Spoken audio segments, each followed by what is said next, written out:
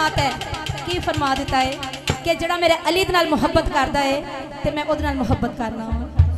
ते मेरे आका अलैहिस्सलातु वस्सलाम ने फरमाया कि मैं उस महफिल को कबूल नहीं करता जिदे विच मेरे अहले बैत दा जिक्र ना होए। सुभान अल्लाह। जिदे विच मेरे अहले बैत दा जिक्र हो जाए मैं उस महफिल नु अर्शे बरी ते कबूल ते मंजूर फरमा लेना वा। ते तमाम जरा मिल के जिन्हों जिन्हों कलाम आंदा है तकरीबन सब नु आंदा है। पक्की गल्ले ओ सदा सुखी रहणगे जो अली अली कह